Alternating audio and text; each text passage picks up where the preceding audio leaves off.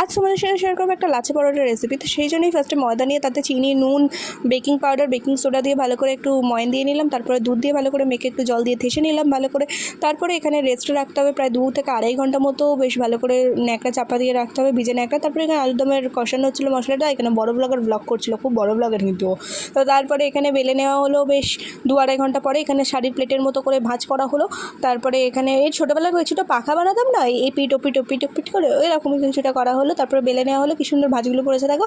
তারপরে এগুলোকে সেঁকতে হবে, তারপরে ভাজতে হবে।